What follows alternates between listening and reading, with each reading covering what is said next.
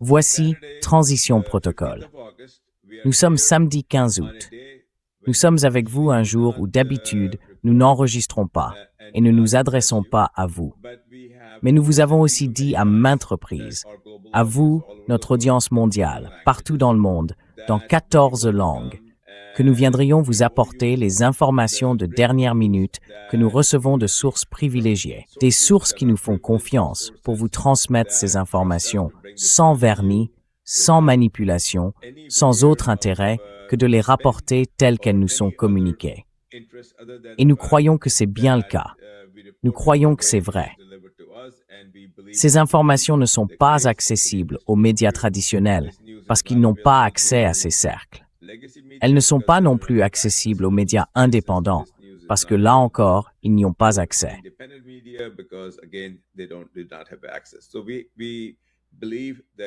Nous pensons donc que nous avons un devoir, que nous sommes tenus de vous apporter ces informations. Et nous sommes profondément privilégiés, profondément honorés que des analystes mondialement reconnus comme Vijay Prashad, dont les analyses et les observations acquises au fil de décennies dans de très nombreux pays, font autorité, aient gentiment accepté d'interpréter les informations que nous lui avons présentées. Ainsi, elles vous sont proposées dans une perspective sur les bouleversements tectoniques qui se produisent dans le monde, littéralement des bouleversements tectoniques. Si vous appréciez ce que nous faisons, nous vous demandons de cliquer sur les boutons « J'aime » et « S'abonner » et de vous rendre sur notre chaîne Substack qui porte le même nom, Transition Protocol. Devenez membre payant. Nous vous fournirons ces informations de haute qualité 2 fois par semaine, pour une somme très modique, moins que le prix d'un café, $5 par mois. À vous, Vijay.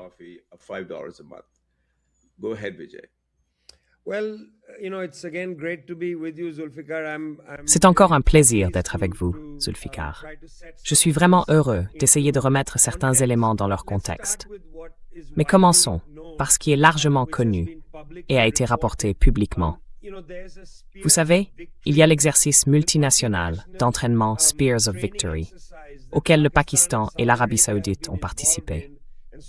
Nous savons donc qu'en janvier de cette année, le Pakistan a déployé 57 chasseurs F-16 sur la base aérienne du roi Abdulaziz en Arabie saoudite.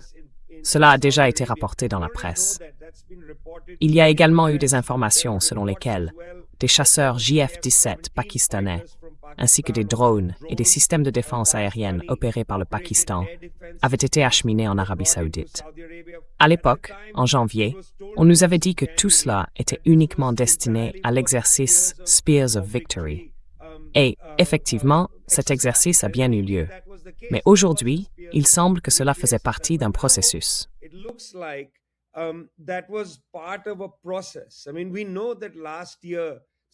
Je veux dire, on sait que l'an dernier, l'Arabie saoudite et le Pakistan ont signé un accord de coopération en matière de défense. Et donc, Spears of Victory faisait sans aucun doute partie de cet exercice multinational. Mais les piliers de l'exercice, ça a toujours été le Pakistan et l'Arabie saoudite. C'était très intéressant.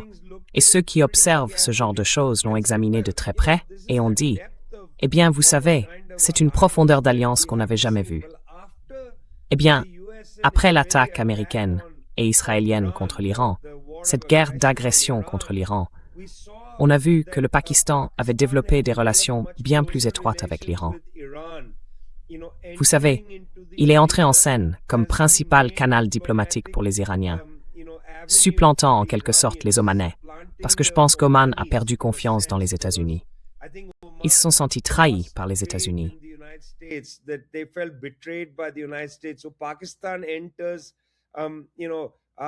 Le Pakistan entre donc en jeu. Vous savez, Asim Munir, qui dirige l'armée, joue un rôle très important dans tout cela, en construisant un pont entre Islamabad et Téhéran. Parallèlement, nous avons aussi vu s'approfondir les discussions entre l'Arabie saoudite et le Pakistan sur les questions de sécurité. L'accord de la Mecque, dont vous et moi avons déjà parlé, a fait entrer la Turquie dans cet alignement défensif. Il a été question que l'Égypte y entre. Vous savez, vous et moi l'avons déjà dit, tous les regards sont tournés vers l'Irak. Où va l'Irak? Mais entre-temps, il semble qu'il y ait davantage de troupes et de matériel pakistanais en Arabie saoudite. C'est un élément très important auquel il faut prêter attention. Ce n'est pas entièrement lié à une quelconque manœuvre militaire.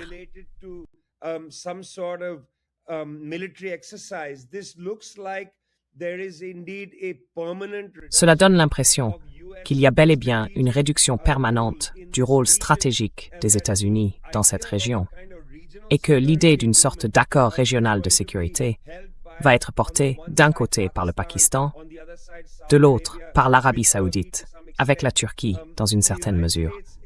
Les États-Unis, semble-t-il, sont mis de côté. C'est très important. Cela a été dit aujourd'hui lors d'un autre entretien téléphonique entre Mohammed Ben Salman et l'administration Trump avec Donald Trump. Les Saoudiens ne permettront pas que l'espace aérien saoudien soit utilisé pour des opérations contre l'Iran. C'est intéressant. Il n'est pas nécessaire que l'espace aérien saoudien soit requis parce que, après tout, et d'ailleurs, je voudrais exprimer ma sincère solidarité avec les marins à bord de l'USS Abraham Lincoln. With the sailors on board the USS Abraham Lincoln, they've been at sea for 250 days. Ils sont en mer depuis 250 jours. C'est en fait un record pour des marins, rester en mer presque 1 an sans toucher terre. L'USS Abraham Lincoln en est arrivé à une situation où des marins ont sauté par-dessus bord, par frustration, et ainsi de suite. C'est une situation très difficile pour eux. Ils n'ont pas vraiment besoin de l'espace aérien saoudien, puisqu'ils sont au large, en mer. Ils n'en ont pas besoin. Mais c'est important comme geste politique. Les Saoudiens ont dit qu'ils n'autoriseraient ni l'utilisation de leur espace aérien, ni que leur territoire serve de base de lancement aux États-Unis pour attaquer l'Iran. En fait, je pense que, dans un certain sens, ils disent qu'il ne faut attaquer personne. Nous voyons qu'une nouvelle évolution régionale est en cours entre l'Arabie saoudite, le Pakistan, la Turquie et certains autres États du CCG. Pakistan, Turkey and some of the other GCC states. Let's include Qatar in this. Qatar is already Incluons le Qatar dans cette équation. Le Qatar a déjà dit qu'il ne voulait plus que les États-Unis aient une base aérienne sur son territoire. Mais nous observons aussi, et c'est en réalité très important, qu'il pourrait y avoir des signaux venant des Émirats arabes unis. Les Émirats arabes unis ne soutiennent pas nécessairement à 100% ce que fait l'Arabie saoudite. Après tout, dans le cas de la guerre au Soudan, ils pourraient très bien se trouver dans des camps opposés. Mais ici, les Émirats arabes unis, avec Dubaï en tête, le plus grand des Émirats, semblent avoir clairement indiqué qu'ils veulent parvenir à une sorte d'accord avec l'Iran. Ils ne veulent pas que les belles villes, non seulement Dubaï, mais aussi les autres, notamment Sharjah et ainsi de suite, servent de cible d'entraînement à l'Iran. Ils ne veulent pas servir de cible d'entraînement.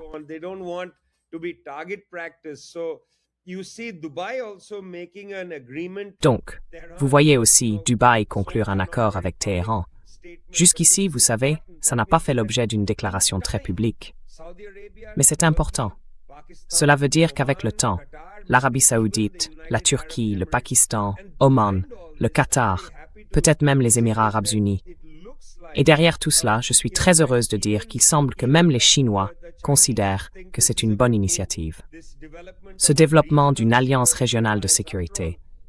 Après tout, dans les documents de Xi Jinping sur la gouvernance mondiale, ils ont beaucoup parlé de la nécessité d'une sécurité régionale.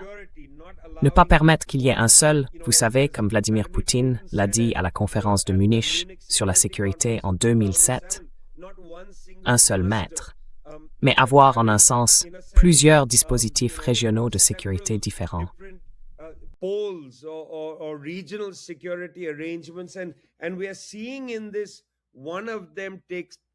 Et nous voyons l'un d'eux se produire.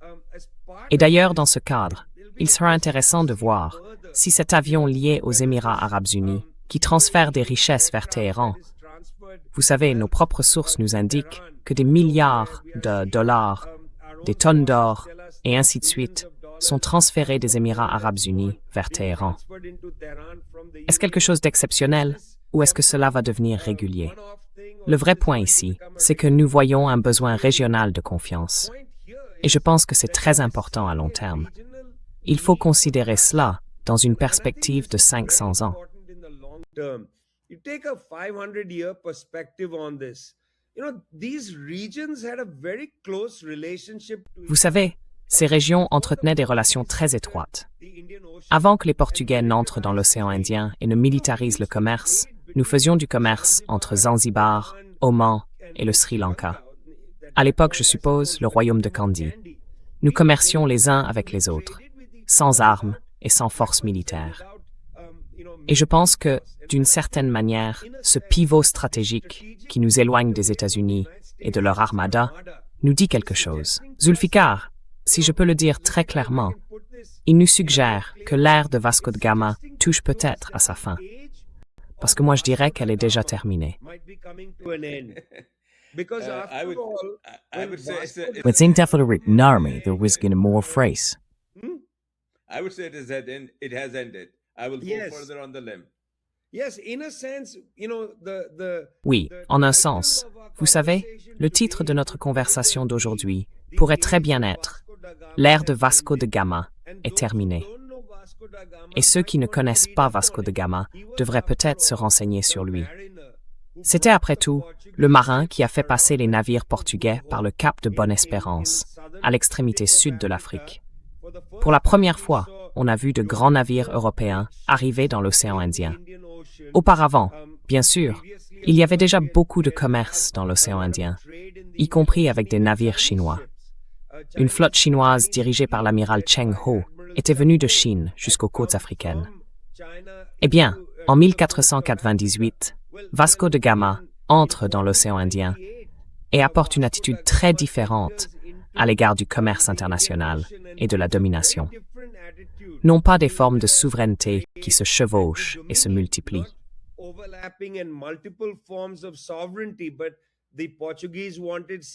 Mais les Portugais voulaient une souveraineté exclusive, être les seuls souverains. Depuis le Portugal, on est passé à la Grande-Bretagne, puis maintenant aux États-Unis. Et en fait, comme je le dis, l'époque de Vasco de Gama est terminée.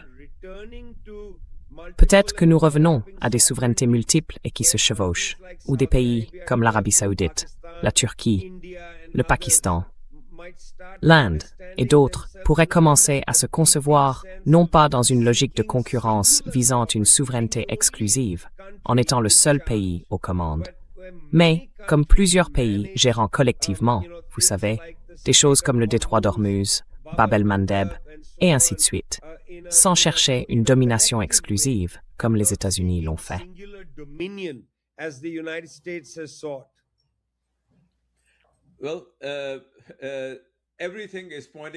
Eh bien, tout va dans ce sens. Absolument tout va dans ce sens. Et pas seulement ça.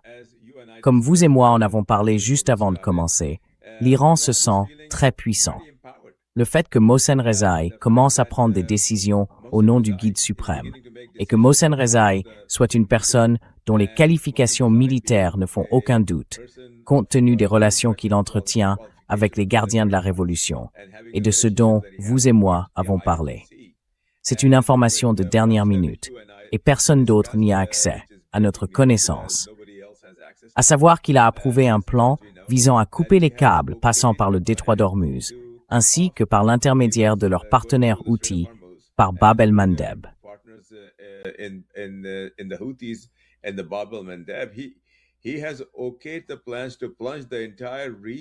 Il a donné son feu vert à des projets qui plongeraient toute la région, y compris l'Europe et certaines parties des États-Unis, dans le noir total sur Internet. Si M. Trump met à exécution ses menaces d'ouvrir les portes de l'enfer, alors les portes de l'enfer s'ouvriront sur lui, M. Trump, et non l'inverse. Nous assistons donc non seulement à la fin de l'ère de Vasco de Gama, mais aussi à l'essor des vassaux. Je déteste le dire, mais c'est vraiment ce qui se passe. Les vassaux se sont finalement levés et ont dit, eh bien, nous n'allons plus accepter ça.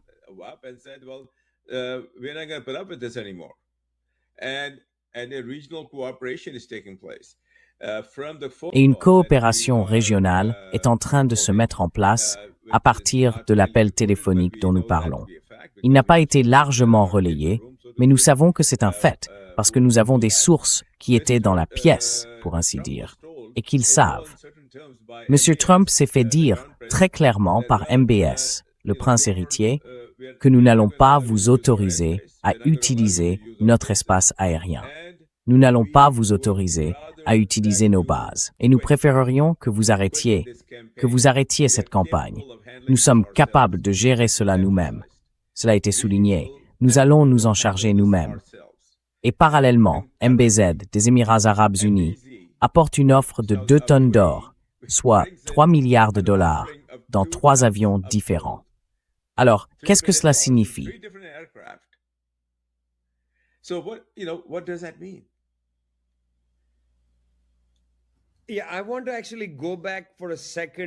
Oui, je voudrais revenir un instant sur la nomination du général de division Mohsen Rezaei à la tête du Conseil suprême de sécurité nationale.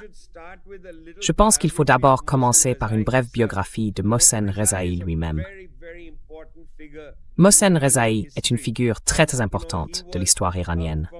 Très tôt, alors qu'il était étudiant, il a participé à l'établissement de contacts entre différentes villes de province au sein du mouvement anti-Shah. Il est le fondateur de Mansurun, une organisation clandestine très connue qui s'opposait au Shah lorsqu'il est finalement arrivé à Téhéran pour étudier à l'Université des sciences et technologies.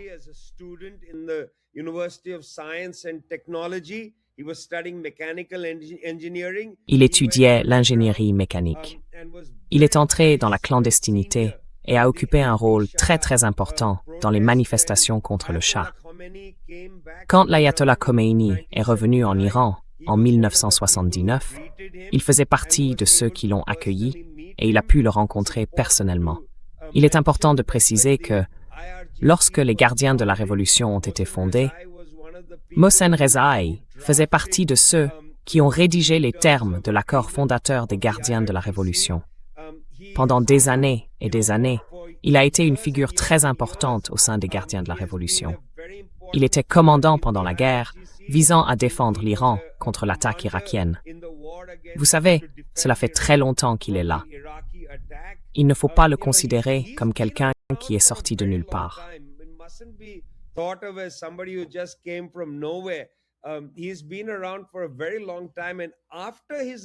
Il est là depuis très longtemps. Et après sa nomination, c'est important, il a rencontré l'ambassadeur de Chine en Iran. C'était l'un de ses premiers rendez-vous.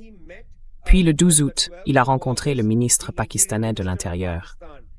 Et en réalité, cette rencontre était très importante. Lors de cet entretien avec Syed Mohsen Naqvi, il a été beaucoup question de l'accord de la Mecque. Et il a été très clairement établi entre M. Naqvi et Mohsen Rezaei que cet accord n'était en rien un accord anti-iranien. Il leur a été très clairement expliqué qu'il s'agissait de sécurité régionale.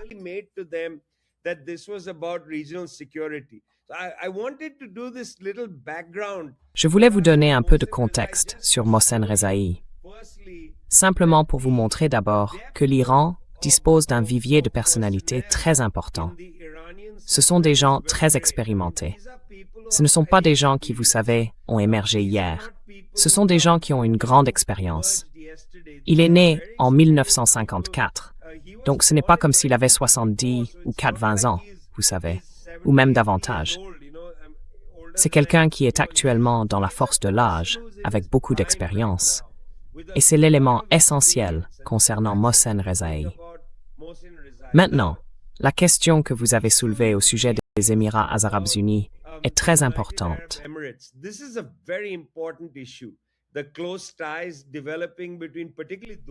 Les liens étroits qui se développent entre en particulier Dubaï, l'Émirat de Dubaï, qui dirige de fait les Émirats arabes unis, et Téhéran. C'est très important, car jusqu'à récemment, on pensait qu'il y avait beaucoup de méfiance, notamment entre les Émirats arabes unis et les Iraniens, mais aussi entre les Émirats et les Saoudiens. Ils ont leurs propres problèmes internes. Comme je l'ai dit, la question de la guerre au Soudan en est un, mais ce n'est pas le seul. Ils sont en concurrence dans la Corne de l'Afrique et dans d'autres régions du continent africain. Mais sur cette question, il semble que Dubaï et Riyad soient sur la même longueur d'onde. Et je pense qu'il est important de comprendre que sur cette question, ils sont sur la même longueur d'onde.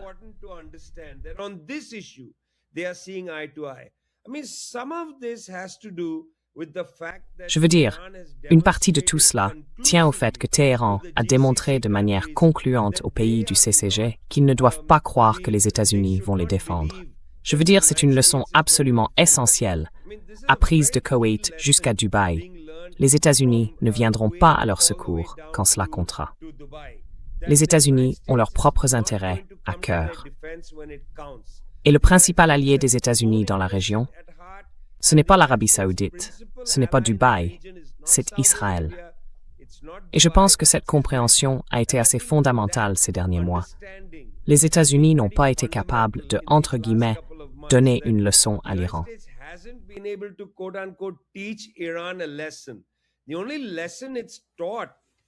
La seule leçon qu'en ont tiré les États membres du CCG, c'est qu'ils ne seront pas protégés par les États-Unis. Ils doivent chercher une protection, un dispositif de sécurité régional. Et c'est précisément ce qu'ils semblent chercher. Il ne faut pas nous laisser détourner par, vous savez, le poids de l'or qui s'échange, et ainsi de suite. Ce n'est pas de cela qu'il s'agit. Il s'agit du fait que ces pays se détournent de leur dépendance envers les États-Unis. Et peut-être que pour la première fois depuis 100 ans environ, ils commencent à comprendre qu'ils doivent compter les uns sur les autres. Voyons jusqu'où cela ira.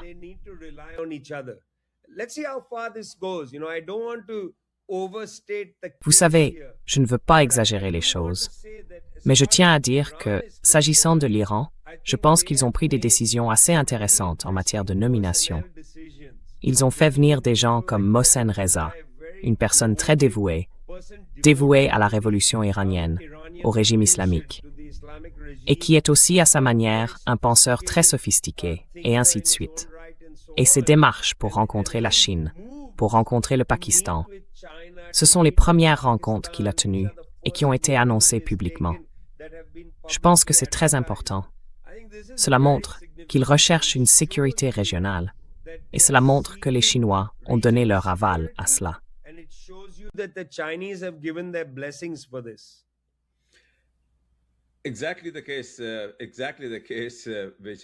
C'est exactement ça, Vijay. Et maintenant, il faut voir cela dans le contexte de l'arrogance. Je veux dire, de l'arrogance massive, de la stupidité, de l'incompétence flagrante qui régnait dans l'esprit de Netanyahou et de Trump lorsqu'ils ont lancé une campagne de décapitation.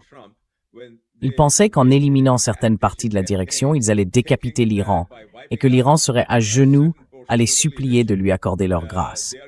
Or, c'est exactement l'inverse qui s'est produit. Je veux dire, comment est-ce possible? Comment une telle stupidité flagrante, une telle arrogance, une telle incompétence, et cette combinaison de tout cela, peuvent-elles exister dans ce que nous considérions jusqu'ici comme le plus grand pays du monde? J'y vis moi-même.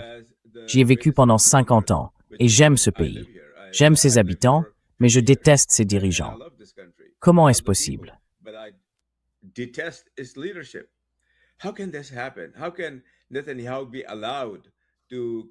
Comment Netanyahou peut-il être autorisé à imposer son programme alors que le Congrès des États-Unis n'a même pas le courage de dire non à un soutien inconditionnel?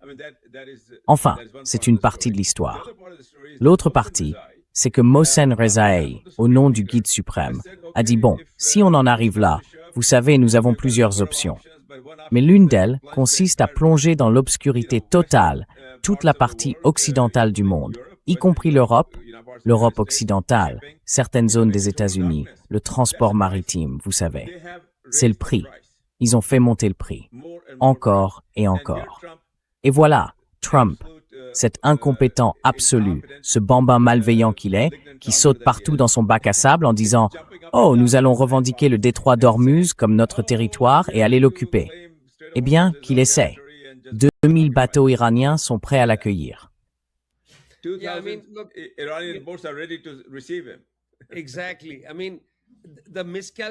Exactement. Je veux dire, les erreurs de calcul sont légion. Vous savez, au début de cette période, le secrétaire au Trésor de Trump, Scott Bessent, avait dit qu'il infligerait à l'Iran des souffrances économiques sans précédent. D'accord?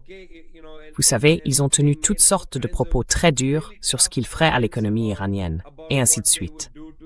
D'accord, très intéressant. Je veux dire, vous avez mentionné les Émirats arabes unis, qui envoient de l'or et des devises à l'Iran. Ce n'est pas un paiement des Émirats arabes unis. Il ne faut pas que les gens se méprennent là-dessus. Il s'agit très probablement d'avoir saisi, en lien avec les sanctions, que les Émirats arabes unis restituent à l'Iran. Cela signifie que l'Iran récupère les avoirs qui avaient été saisis par l'Occident, au nom de l'Occident, par les Émirats arabes unis, et ainsi de suite. Ils les rendent à l'Iran.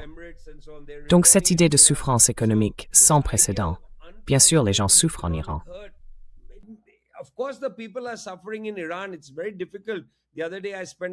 C'est très difficile.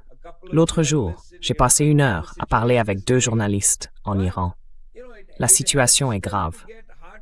Mais vous savez, ça les aide à obtenir des avoirs en devises fortes comme ça. Ils peuvent commencer à acheter, dans d'autres parties du monde, les différentes choses dont ils ont besoin.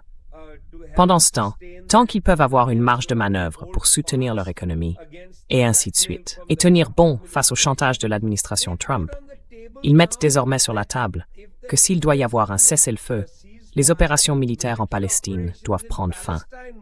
Oubliez le Liban. Ils mettent la Palestine sur la table.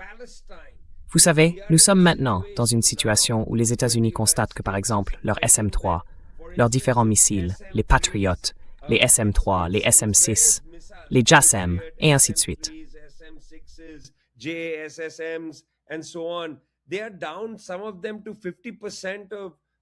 Ils en sont, pour certains, à 50% des stocks. Vous savez, les Tomahawks sont tombés à 67%. Ils épuisent les stocks, non seulement contre les Iraniens, mais aussi ailleurs. Ils en tirent contre les Yéménites, ils en donnent aux Israéliens. Les informations divergent, mais les missiles Patriot, les missiles de défense, sont descendus à environ 50%. Certains disent 39%. Il faut des années pour reconstituer les stocks. On ne peut pas les reconstituer immédiatement. Quand on a l'énorme volume d'attaques américano-israéliennes contre l'Iran, 10 000, 20 000, 30 000, qui les comptent, ils utilisent, en gros, pour des centaines et des centaines de millions de dollars de matériel militaire.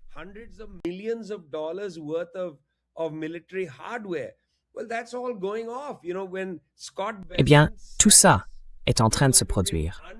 Vous savez, quand Scott Bessent dit « Nous allons infliger à l'Iran des difficultés économiques sans précédent », au final, ces difficultés économiques pourraient bien toucher les États-Unis, parce qu'ils vont devoir détourner l'argent qu'ils auraient consacré aux dépenses sociales, à la construction d'infrastructures, et ainsi de suite.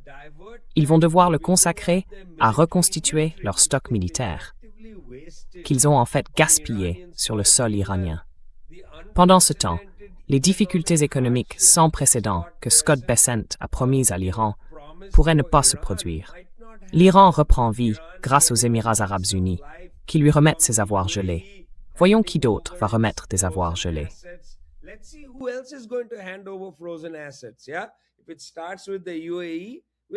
Si cela commence avec les Émirats arabes unis, est-ce que d'autres vont s'ouvrir et commencer à remettre l'argent? Vous savez, voyons ce que les Européens vont faire. Comment vont-ils parier sur cette situation, franchement? Oui, je veux dire, la situation est telle que les Iraniens se sont préparés à cette attaque. Je veux dire, ils ne sont pas... 100 millions d'Iraniens ne sont pas du tout prêts à se rendre. Oui, donc ils sont préparés à cela. Et si les Émirats arabes unis remettent des avoirs liés aux sanctions précédemment saisies, qui sait qui remettra quoi ensuite?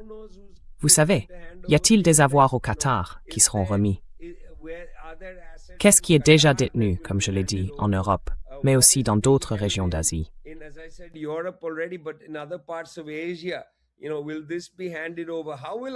Vous savez, est-ce que cela va être remis?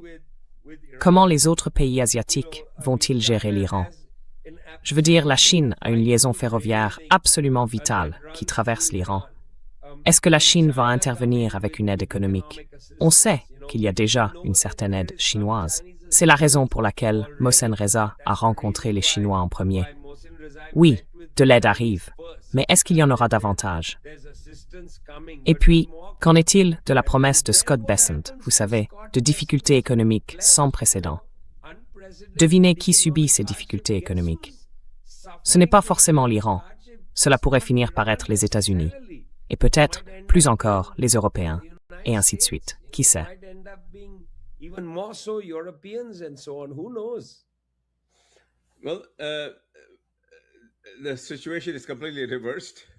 La situation est complètement inversée. Au lieu que l'Iran soit mis à souffrir et isolé, ce sont les États-Unis qui ont été mis à souffrir et isolés, eux et leurs alliés. Et maintenant, la situation entre dans une phase finale, Vijay. Elle entre dans, vous savez, Mohsen Rezaei, qui est quelqu'un de prudent et très respecté, a réglé un différend entre les gardiens de la révolution qui voulaient davantage de capacités offensives, vous savez, déployées contre les États-Unis, et de l'autre côté, Pezeshkian, le président, Araghchi, le ministre des Affaires étrangères, et Ghalibaf, qui est désormais la troisième personnalité.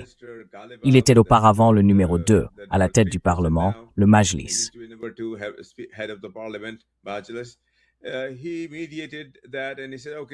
Il a servi de médiateur et il a dit « D'accord, donnons quelques jours à la diplomatie ».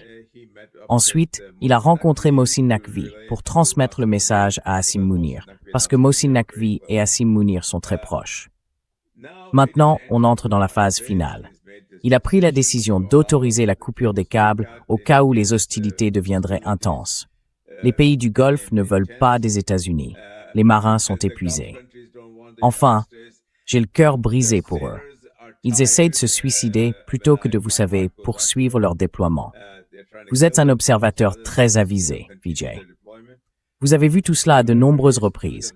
Vous avez constamment voyagé à travers le monde. Comment cela se termine-t-il?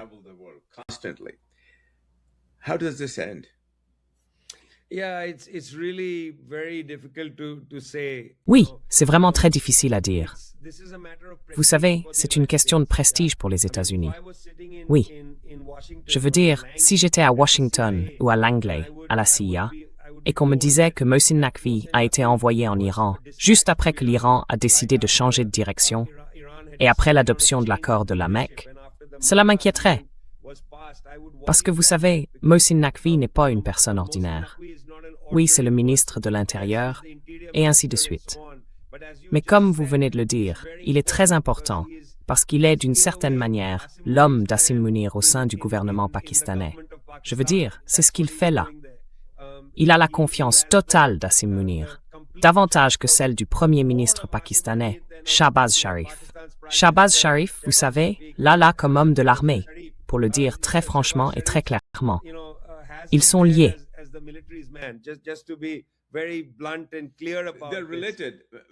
Ils sont aussi liés.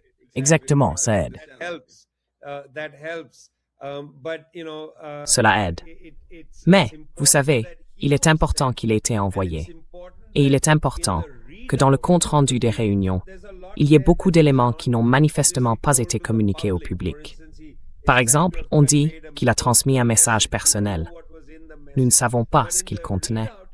Mais le compte-rendu a précisé que lors de la réunion, la discussion portait sur l'accord de la Mecque. Cela signifie que les Pakistanais voulaient expliquer très clairement aux Iraniens la nature de l'accord, et le fait même que, comme les Iraniens en avaient déjà été informés, il ne s'agissait pas d'un accord anti-iranien. Or, si vous êtes à Langley ou à Washington, tous ces scénarios sont très préoccupants.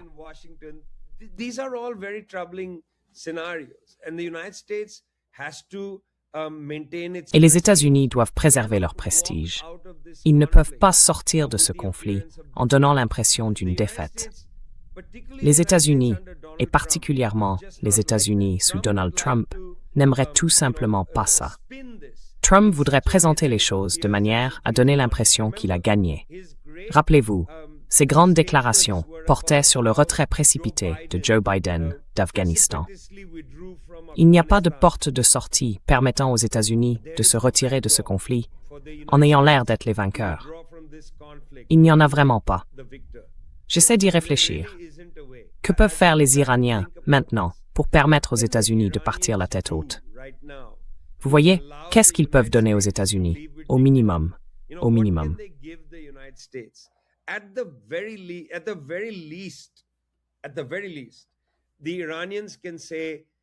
Au minimum, les Iraniens peuvent dire, à cause de l'attaque des États-Unis contre l'Iran, nous avons décidé de ne pas enrichir d'uranium et de remettre aux États-Unis une certaine quantité d'uranium enrichi.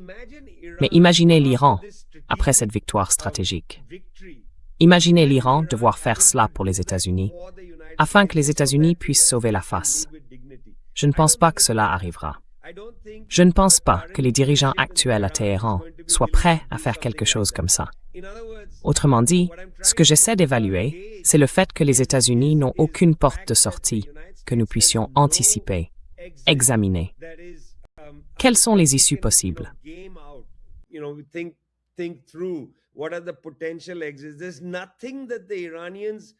Il n'y a rien que les Iraniens seraient prêts à faire qui permettrait aux États-Unis de sortir de ce conflit, avec le sentiment d'avoir, d'une certaine manière, remporté une victoire. Je ne le vois tout simplement pas. Ce qui signifie que les États-Unis auront beaucoup de mal à sortir de ce conflit. Je ne le vois pas. C'est pour cela que Trump ne cesse de dire que nous sommes près d'une conclusion, mais qu'il ne peut, en réalité, rien conclure. La guerre. Nous sommes près d'une conclusion, mais nous ne pouvons pas conclure la guerre, parce qu'il ne peut rien obtenir des Iraniens qui permettrait aux États-Unis de donner l'impression qu'ils en sont sortis vainqueurs. Je ne le vois tout simplement pas. Et donc je pense que nous nous dirigeons vers une très longue période d'une étrange sorte de guerre. Pas de guerre. Vous savez, une sorte de drôle de guerre, comme dans les années 40, dans certaines régions d'Europe occidentale. Une drôle de guerre. Une guerre, pas de guerre. Une guerre qui ne peut pas finir, mais qui ne peut pas non plus continuer.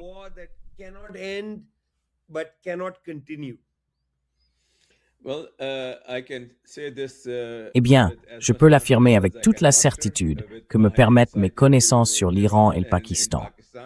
L'Iran ne remettra aucun matériau nucléaire. Absolument pas. Non, non, non. Et ce n'est pas tout. L'Iran a mis ce matériau en sécurité dans des lieux dont très peu de gens connaissent l'emplacement. Le guide suprême aujourd'hui, Mohsen Rezaei et quelques autres. C'est tout. Je veux dire une poignée de personnes. Dans un pays de 100 millions d'habitants, seule une poignée de gens sait où se trouve ce matériau et il ne sera pas remis aux États-Unis. Point final.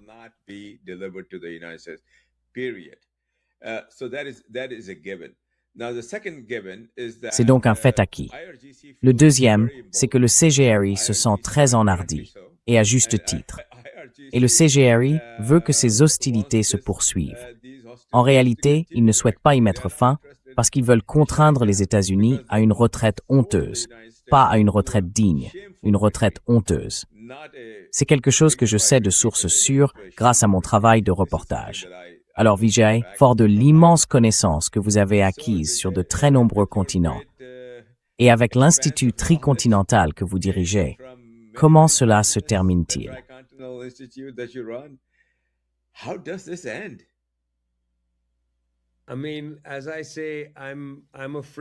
Je veux dire, comme je le dis, j'ai peur que nous entrions dans une longue période sans issue. Parce que la seule façon d'y mettre fin, ce serait d'exercer une pression importante sur Israël et les États-Unis pour qu'ils se retirent, tout simplement. Et pour l'instant, l'Europe n'exerce aucune pression de ce type. Elle veut au contraire entraîner davantage les États-Unis dans son propre conflit en Ukraine.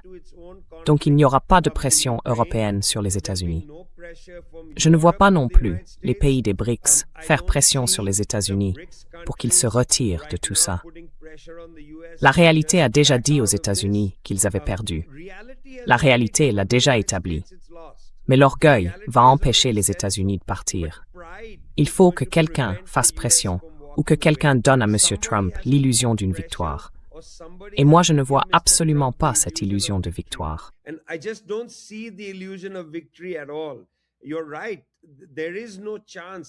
Vous avez raison. Il n'y a aucune chance que l'Iran donne aux États-Unis l'illusion d'une victoire. Je ne vois pas comment ce serait possible. Et quant à trouver une porte de sortie pour M. Trump, sans que l'Iran ne concède quoi que ce soit, Je ne vois pas non plus. J'essaie d'y réfléchir, mais je ne vois pas.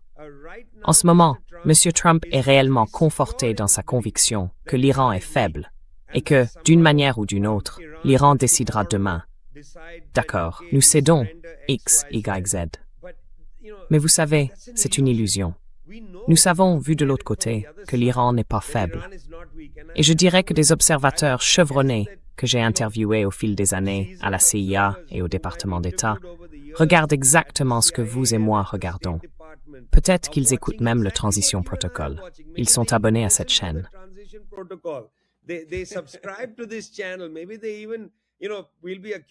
Peut-être même que, vous savez, ils seront accusés d'être financés par la CIA. Mais peut-être que certains d'entre eux s'abonnent justement pour obtenir des informations privilégiées, et ainsi de suite. On ne sait pas. Mais je sais qu'à Washington, ce sont des gens informés. Vous savez, ils ne vivent pas tous dans une sorte de monde imaginaire. Ils connaissent la réalité. Ils savent qu'il n'y a aucun moyen pour les États-Unis de sortir de cette situation avec une victoire. Ils ne sont pas prêts à larguer une bombe nucléaire sur Téhéran pour pouvoir revendiquer la victoire. Mais attendez une minute. Les États-Unis l'ont déjà fait au Japon. Vous savez, ils ont largué 2 bombes nucléaires sur Hiroshima et Nagasaki pour précipiter ce qui allait de toute façon arriver dans le cas japonais, une reddition. Dans ce cas-ci, Dieu sait que les États-Unis pourraient finir par larguer une bombe nucléaire sur une ville iranienne pour faire passer un message.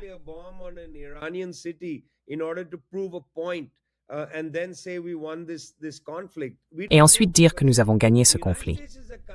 Nous ne le savons pas, parce que les États-Unis sont un pays qui n'aime pas quitter une zone de guerre en reconnaissant sa défaite. Vous savez, ils se sont retirés du Vietnam, d'Irak, d'Afghanistan. D'ailleurs, j'ai écrit un livre intitulé « Le retrait ». Ils se sont retirés de tous ces endroits, mais continuent de les revendiquer selon d'étranges modalités de victoire. Donc je ne sais pas. Je veux dire, les États-Unis souffrent d'un excès d'orgueil et sont incapables de voir où ils ont été battus. Et dans ce cas, ils ont été battus de manière assez décisive, non pas sur le champ de bataille, mais dans l'arène stratégique. En matière de stratégie, ils ont été vaincus par les Iraniens. Pas sur le champ de bataille, mais stratégiquement.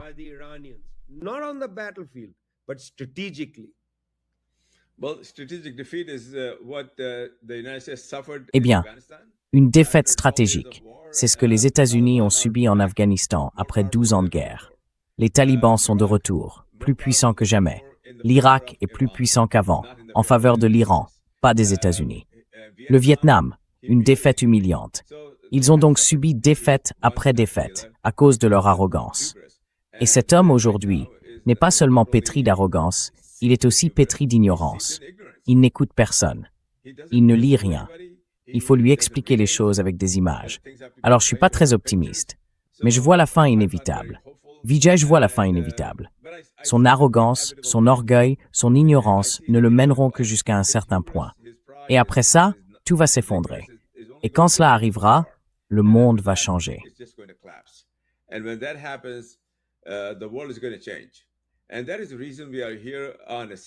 Et c'est la raison pour laquelle nous sommes ici, un samedi, à tirer notre cher ami de ses vacances à Santiago du Chili, pour expliquer aux nombreuses centaines de milliers de personnes qui nous regardent dans le monde entier, dans de nombreuses langues, et nous leur sommes très reconnaissants de leur soutien, ce que nous considérons véritablement comme une information de dernière minute que personne d'autre n'a, et qui remet tout en perspective.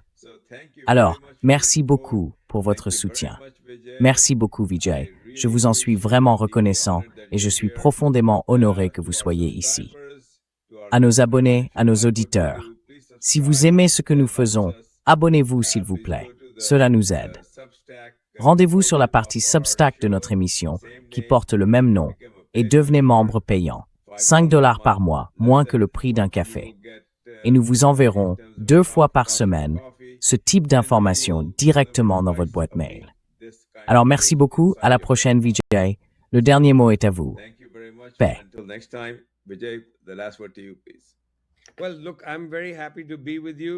Eh bien, écoutez, je suis très heureux d'être avec vous. Je pense que, vous savez, nous suivons l'Iran d'aussi près que n'importe qui. Et je veux dire, vous savez, nous parlons à des gens en Iran. Cette semaine, j'ai passé plusieurs heures à parler avec des journalistes à Téhéran et à Ispahan. Et je dois dire, ils affirment que le moral dans le pays est plutôt élevé, malgré le lourd bilan pour les civils. Et je pense que c'est quelque chose dont nous devons prendre acte. L'Iran n'est pas prêt à se rendre. Il se prépare à un conflit très long. Et moi, pour le bien du peuple iranien et des autres peuples, j'espère que ce ne sera pas un conflit long. Mais nous serons là pour en rendre compte, quoi qu'il arrive. But we'll be here to report it regardless. Well, thank you, Vijay. That's why you are Eh bien, here. merci, Vijay. C'est pour ça que vous êtes ici, c'est pour ça que vous êtes un membre fondateur de cette chaîne. Et notre travail journalistique, enfin mon travail journalistique, vient d'un angle différent, qui consiste à regarder la situation d'une manière légèrement différente. Et nos autres collègues, Pepe et Larry, font la même chose. C'est pourquoi nous pensons avoir des informations précieuses à apporter à notre public. Alors merci beaucoup. Retournez profiter de vos vacances. Je vous reverrai un jour normal, c'est-à-dire jeudi. Au revoir. Regular day, which is Thursday. Goodbye. Bonne nuit. Au revoir. Bye.